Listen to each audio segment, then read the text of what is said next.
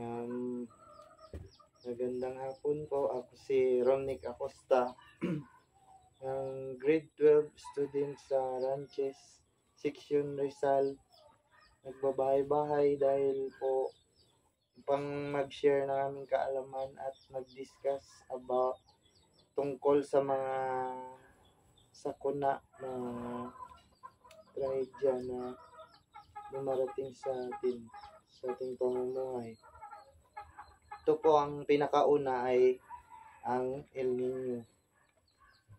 Ang dulot ng El Nino ay sobrang init at tagtuyot, tapos taghirap din sa tubig. Kaya dapat lagi din tayong nakahanda pagparating ang El Nino at mag-imbak ng maraming tubig para kung sa ganun ay El Nino ay hindi tayo mahirapan kapag kakailangan natin ng mga tubig. At saka dapat may mga stock tayo sa ating bahay, yung tulad ng mga pagkain, mga bigas, ulam, mga goods, para upang sa ganun ay hindi tayo mahirapan para tayo'y laging hindi mahirapan sa lahat ng sakuna tulad ng dulot ng El Nino. Sunod, ito pong La Nina. Ang La Nina ay dulot nito ay tagbaha, tag-ulan sa ating mga lugar saan madalas bumuhos ang ulan at tagbaha. Kailangan naman ay lagi tayong alerto sa mga nangyayari dulot ng La Nina. Dapat ang lahat ay laging alerto, mag-ingat at mapangmasid sa ating kapaligiran. Kailangan din ito ay may mga wastong pagkain tayo naka-stock sa ating bahay, para may stock tayong mga gamot para upang sa ganun ay may magkasakit sa miyembro ng ating pamilya ay may panggamot tayo. At dapat ay suriin din natin ang ating lugar kung saan ay naiipunan ng mga tubig. Kaya lagi tayong mapangmasid kailangan kapag darating ang La Nina.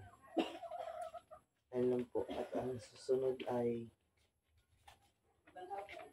trahedya patungkol sa sunog. Kailangan sa ating bahay ay lagi tayong mag-ingat. Kung may mga bata man, huwag natin paglaruin ng mga bagay na makakasunog tulad ng puspuro, tapos kandila. Huwag natin hayaan na iwanan sila na naglalaro ng ganon.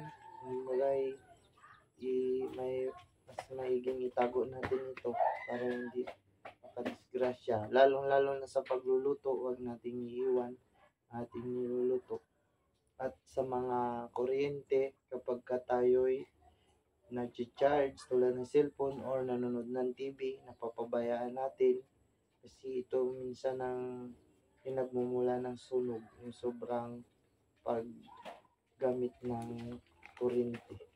At mas maiging may handa tayong mga fire extinguisher or mga stock na tubig sa balde sa ating bahay para mas mabilis ang mai-responde kapag may di tayong inaasahan na sunog.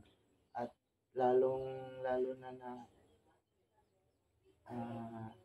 maging alerto, lalo tulad ng pag-contact natin ng mas maaga sa fire station. Mas maigi na rin na ganun ang gawin upang sa ganun ay mas mabilis tayo mai-responde sa dulot ng pagkasunog.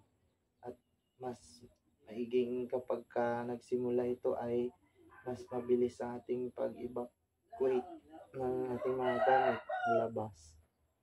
At tayo ay laging handa at mas mabuting nakapag-training din tayo sa fire drill upang malaman natin ang mga wastong paraan para makaiwas sa sunog. Yun lang po. Ang sunod ay volcanic eruption. Kapag may vulkan sa ating malapit, dulot ito pag nag-aalboroto yung vulkan ay labis na pagkalat dito ng abo, usok, at nakakasira ng ating kalusugan. Mas mainam na lagi rin tayong may prepare na face mask upang sa ganun ay hindi natin malanghap ang dulot na epekto nito sa ating katawan. At mas maigi na pag naramdaman natin yung ganitong sitwasyon, kapag papaputok ang bulkan, mas maaga tayong evacuate, magpunta sa lugar na kung saan ay ligtas tayo upang sa ganun ay maiwasan natin ang anumang disgrasya or sakuna na mapahamak ang ating membro ng ating pamilya. Ayun na po. Ang pinakauli ay ang sinkhole. Ito ang tinatawag na sinkhole ay ang butas na area na nagbabar down at malalim na may tubig. Mas mainam na mas mapangmasid tayo sa ating lugar kung saan magkakaroon ng sinkhole. Kailangan din mas doble ating pag-iingat. Mas lalo sa ating pamilya, membro ng pamilya, ay dapat natin isaalang-alang na ingatan ito. At kung mas makakabuti ay tawag natin sa kinauukulan upang masuri ang ating lugar kung safe ba or hindi na, upang maging handa rin tayo at makapag-evacuate ng maaga. At upang mapanatili natin ang ating kaligtasan sa dulot ng sakunang sinkhole. Ayun lang po. Salamat.